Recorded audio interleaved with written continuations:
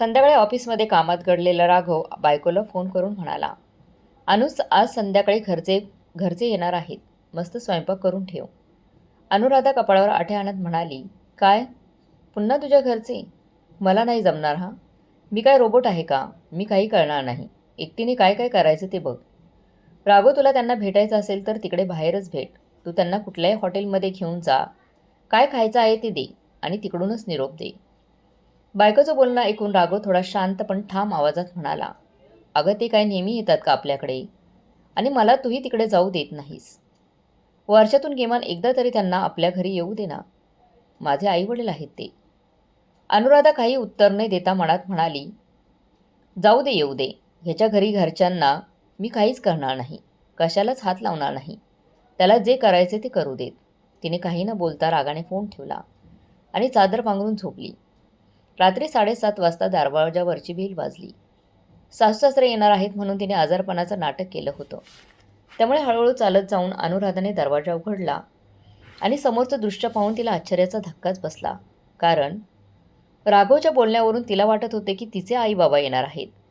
पण दरवाजात तर तिचे आई-वडील, भाऊ मिलिंद, भाऊजी सीमा आणि त्यांची 2 मुले उभी होती. सासू-सासरे येणार असल्यामुळे तिने काही स्वयंपाक देखील केलेला नव्हता. तिने आजारी असल्याचं नाटक करून डोक्यावर ओढणी बांधली होती आणि त्या अवतारातच दरवाजा उघडायला आली होती. अनु घाबरून सगळ्याकडे पाहत होती. तेव्हा आईच्या आवाजाने ती भानावर आली. तिची आई म्हणाली, हे काय गं? काय झालं तुला? तू आजारी आहेस का? आणि सकाळी जावेबापूंसोबत तुझ्या बाबांचे बोलणे झाले होते. पण तेव्हा तर त्यांनी सांगितलं होतं की तू आजारी आहेस. आजारी असल्याचं काहीच सांगितलं नव्हतं. तू आजारी होतीस का? त्यावर अनु लगेच म्हणाली, त्याचं काय झालं आई? मी आजारी आहे असं जर राघवला सांगितलं असतं तर तुझ्या जावयाला खूप टेन्शन झालं असतं आणि मग त्याने तुम्हाला बोलवलं नसतं. मग आई म्हणाली, मी काही आजारी नाही आहे. फक्त माझ्या चष्म्याचा नंबर बदलला आहे त्यामुळे डोकं थोडंसं दुखतंय. बाकी काही नाही. तुम्ही आत या ना. वहिनी तू कशी आहेस? अनु म्हणाली, अरे वा बाळा, कंपनी पण आत्तुकडे आली आहे. असं बोलून ती गुपचूप हसली. मग तिने सगळ्यांना बसायला सांगितलं आणि किचनमध्ये पाणी आणायला गेली. किचनमध्ये जाऊन तिने पटकन तिच्या मोबाईलवरून राघवला फोन केला आणि म्हणाली, कुठे आहेस राघव? अरे तू का स्पष्ट नाही सांगितलं की माझ्या घरचे माझे आईवडील येणार आहेत? मुद्दाम केलंस ना तू हे? आता सांग बरं मी काय करू? आणि लगेच त्यांना खायला काय बनवू? तुम्हाला आधी सांगायला हवं होतं ना. तू पटकन ये माझ्या मदतीला. राघव हसला आणि म्हणाला, काय करायचे आणि काय काय बनवायचे हे तुझं आहे. तुझं तूच ठरव.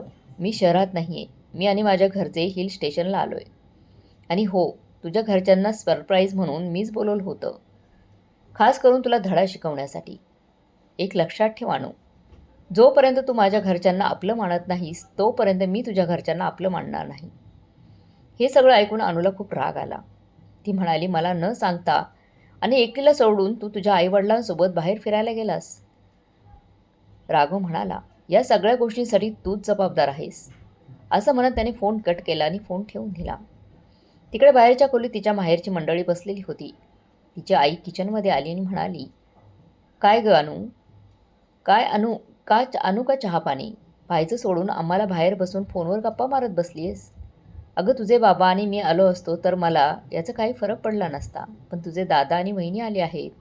ते काय म्हणतील? दादाच सोड, पण तुझी वहिनी काय म्हणेल? नंदेच्या घरी गेल्यावर तिने पाणीसुद्धा विचारलं नाही साधं.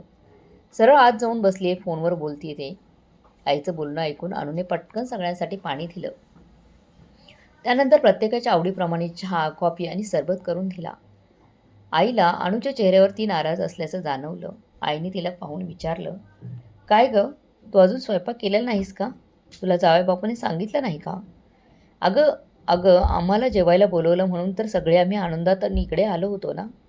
अनुराधा म्हणाली, त्यांनी मला सांगू द्यावं अथवा न सांगू द्यावं, पण तुम्ही तरी मला फोन करून येणार असल्याचं सांगायचं होतं ना. आई म्हणाली, अनु हा काय प्रश्न आहे? आम्हाला जावईबापूंनी जेवायला बोलवलं आहे म्हणजे तुला ठाऊक असणारच ना. पुढे अनु काही न बोलता गप्प बसली. तिच्या डोळ्यात पाणी आलं.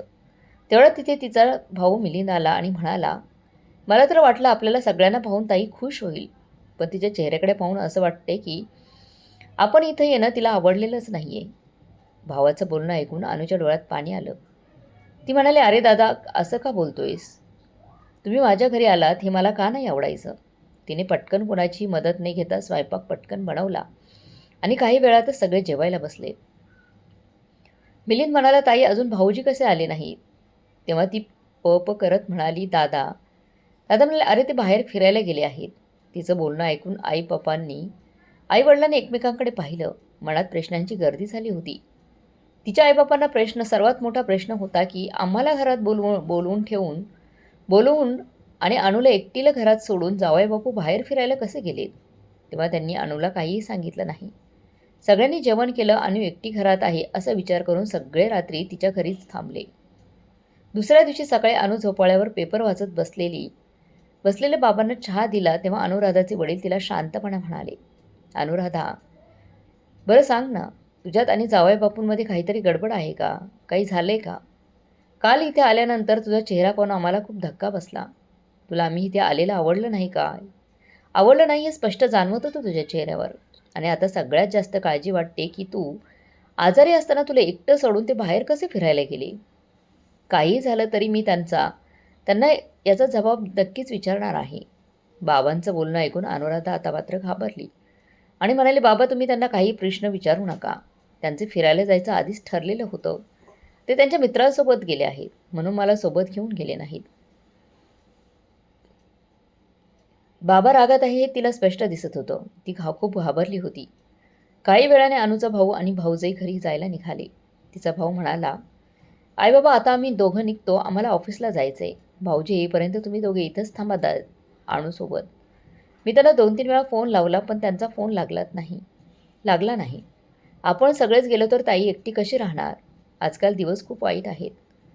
अनु म्हणाले, अरे दादा राहीन मी एकटी. इथले शेजारी खूप चांगले आहेत. तू माझी काळजी करू नकोस. तू आईबाबांना सुद्धा सोबत घेऊन जा. तिचे बाबा म्हणाले, नाही मिलिंद बरोबर बोलतोय. जावई बापू, आत्तापर्यंत आपण दोघे इथेच थांबू. ते येईपर्यंत आपण थांबू. मला त्यांच्याशी थोडं महत्त्वाचं बोलायचं आहे. मिलिंद आणि सुनबाई तुम्ही दोघं निघा आणि पोहोचल्यावर फोन करा बरं का.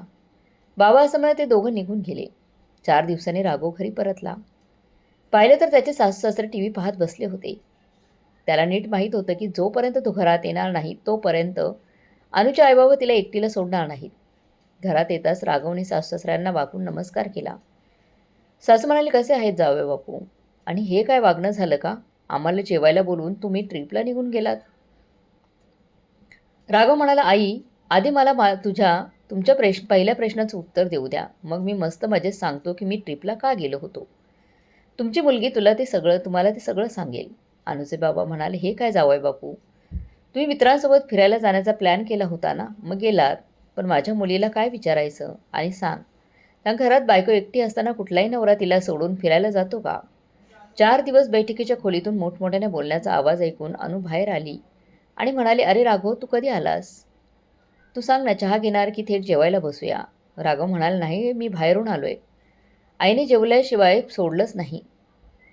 जावयाचं ऐकून अनुचे बाबा म्हणाले, जावई बापू, तुम्ही तर मित्रांसोबत फिरायला गेला होतात ना, मग आईबाबांकडून कसे परत आलात? सासऱ्यांचे ऐकून राघव अनुकडे पाहिलं. ती लगेच खाली मान घालून बसली होती. तो हसला आणि पुढे काही बोलणार होता तेव्हा दरवाजावरची बेल वाजली. राघवने दरवाजा उघडला तर मिलिंद आणि सीमा उभे होते. मिलिंद म्हणाला, भाऊजी तुम्ही आम्हाला पुन्हा का बोलवलं? त्यावर तो म्हणाला, अहो आधी तुम्ही आत तर या सगळे, सांगतो तुम्हाला. भावाला आणि भाऊजाईला आलेलं पाहून अनु पुन्हा आणखीनच घाबरली. तिला असं वाटलं की आता या सगळ्यांसमोर तिची पोल उघड होणार आहे.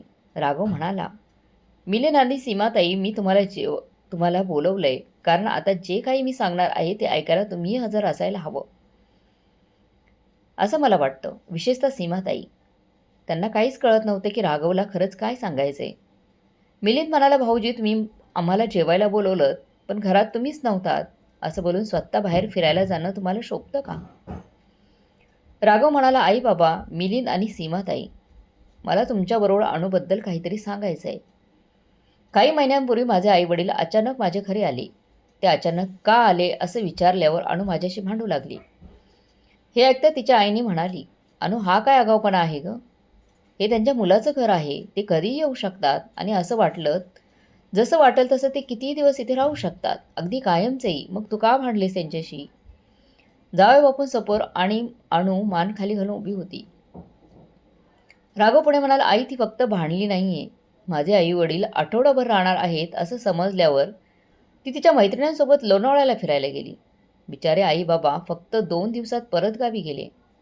कारण त्यांना न सांगता पण कळलं की त्यांचं सुनेला सासू-सासरे आलेले आवडले नाहीत. मग मला सांगा ना, वर्षातून 1-2 वेळा माझे आई-बाबा मला भेटायला येतात. मी त्यांचा एकुलता एक मुलगा आहे. मग त्यांना माझी किंवा मला त्यांची ओढ नसेल का? पण मला माझ्या आई-बाबांना भेटायला पण जायला देत नाही. उद्या जर मी हिला म्हणालो की तूही तुझ्या आई-वडिलांकडे जाऊ नकोस किंवा सीमाताई जर मिलिंदसोबत अनुप्रमाणे वागल्या तर तुम्हाला चालेल का? मिलिंद पटकन म्हणाला, मी सरळ तिला घराबाहेर काढेल. काल परवा माझ्या आयुष्यात येऊन जर ती जर माझ्या जन्मदात्या आईवडिलांपासून दूर ठेवायचा विचार करत असेल, तर अशी बायको मला नको, असं राघवने म्हटलं. नक्कीच मग मीही तसंच ठरवलं. पण अनुचे बाबा तिला रागाने पाहत होते. राघव म्हणाला, बाबा, अनुला धडा शिकवण्यासाठी मी हे सगळं केलं होतं. त्या दिवशी मी फोन करून तुम्हाला सगळ्यांनी इथे जेवायला बोलवलं आणि अनुला फोन करून सांगितलं की घरचे येणार आहेत म्हणजे माझे आईवडील येणार आहेत. आणि तिला खरंच वाटलं की माझे आईवडील येणार आहेत. म्हणून ती मला म्हणाली, तुझ्या आईवडिलांना बाहेरच भेट आणि एखाद्या हॉटेलमध्ये जेवायला घाल आणि तिकडूनच निरोप दे. राघवचं असं म्हटल्यानंतर सगळ्यांनाच खूप मोठा धक्का बसला. तिचे बाबा म्हणाले, अणू हे संस्कार दिलेत का तुला? आज तुला आमची मुलगी म्हणायला पण लाज वाटते आम्हाला. नाक कापलंस तू आमचे. एकीकडे नवऱ्याच्या आईवडिलांना दुखवतेस आणि दुसरीकडे स्वतःच्या आईवडिलांना खुश करण्यासाठी धडपडतीयस. ही काय पद्धत आहे वागण्याची? लग्नानंतर सासू सासरे सुनेच्या आईवडिलांसारखे असतात ना? राघव म्हणाला, आई बाबा, मला माझ्या आईवडिलांना सोडता येणार नाही. मी त्यांचा एकुलता एक मुलगा आहे. त्यामुळे मी आता तुमच्या मुलीसोबत राहू शकणार नाही. राघवचे हे बोलणं ऐकून अनुच्या पायाखालची जमीनच सरकली. तिचे आई बाबा देखील घाबरले. अनु म्हणाली, नाही राघव, असं काही बोलू नकोस. मी नाही. राघव म्हणाला, तुझ्याशिवाय राहू शकणार नाही. सीमा म्हणाली, ताई, तुम्हाला जसं तुमचे आईवडील आवडतात तसंच राघवदादांनाही त्यांचे आईबाबा आवडत असतील ना? आवडतील हे तुम्हाला कसं कळलं नाही? दादांचे आईबाबा येणार आहेत. येणार म्हणून तुम्ही स्वयंपाक करावा लागेल म्हणून तुम्ही आजारी असल्याचं बहाणा केलास, नाटक केलं. पण जेव्हा माझ्या माहेरी माणसं आली तेव्हा माझी माझी किंवा आईची मदत न घेता एकटीने स्वयंपाक केला. असं जर मी केलं असतं तर तुम्हाला चाललं असतं का? ऐकले ना तुम्ही तुमचे भाऊजी काय म्हणाले ते? जर मी अशी वागली असते तर त्यांनी काय निर्णय घेतला असता? तुमच्या स्वतःच्या भावानेच. आता मात्र अनुच्या डोळ्यातून अश्रू वाहू लागले होते. ती म्हणाली, आई आई म्हणाली, अनु, संसार फक्त 2 माणसांचा नसतो, तर तो दोन्ही घरांच्या नात्यांनी एकत्र जमतो. जर तू जावईबापूंच्या आईबाबांना परकं समजतीस तर तेही तुझ्याशी तसेच वागत राहतील. त्यामुळे तुझी चूक पाहता ते जेवढे वागले ते योग्यच आहे.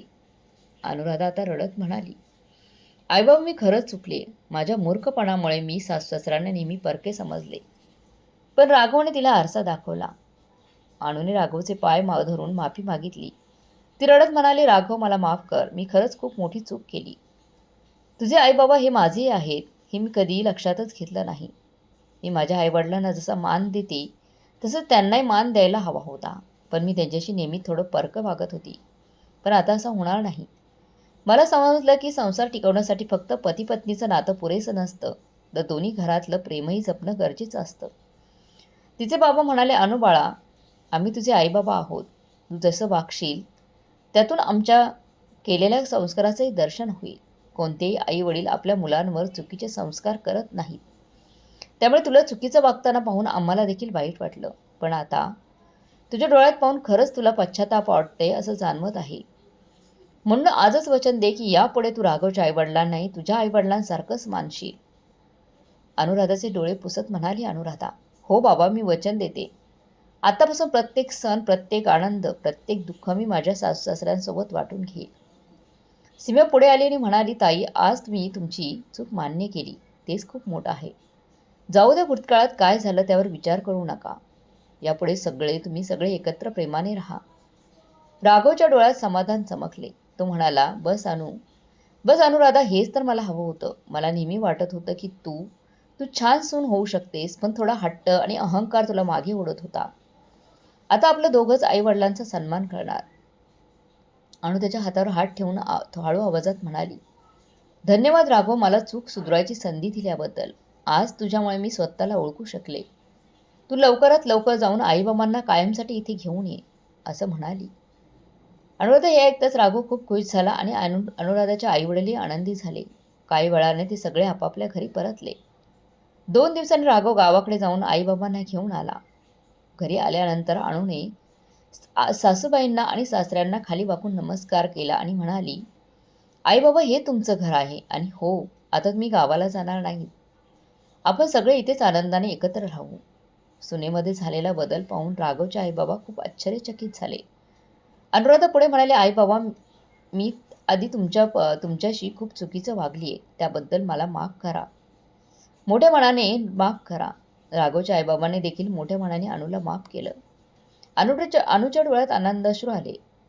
ती खुश होऊन म्हणाली, आई बाबा फ्रेश होऊन पटकन जेवायला बसा. मी गरम गरम जेवण वाढते. आज मी खास तुमच्यासाठी स्वयंपाक बनवला आहे. घरातलं आनंदी वातावरण पाहून राघवच्या आईवडिलांच्या डोळ्यात आनंदाचे अश्रू येऊन ते डोळे पुसत म्हणाले, देवा आमच्या घरात असाच एकता आणि प्रेम कायम राहो. त्या दिवशी बऱ्याच काळानंतर राघवचे आईबाबा आपला मुलगा आणि सुनेसोबत आनंदाने जेवण करत होते. अनुने राघवचं घर खरं प्रसन्न झालं होतं. घर झालं होतं. मित्रमैत्रिणी, लग्न फक्त 2 माणसाचं नातं नाही, तर 2 कुटुंबाचे बंध जुळवणं असतं. संसार टिकवण्यासाठी अहंकार बाजूला ठेवून एकमेकांना मनापासून स्वीकारणं गरजेचं असतं. अगदी बरोबर ना?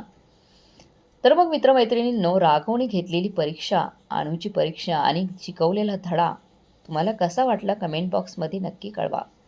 प्रत्येक घरात असाच जर मुलगा असेल तर घरात कधी भांडणं होणार नाहीत आणि आई-वडिलांचा आणि सासू-सासऱ्यांचा सांभाळ चांगल्याप्रमाणे होईल. तुम्हाला काय वाटते कमेंट बॉक्समध्ये नक्की कळवा.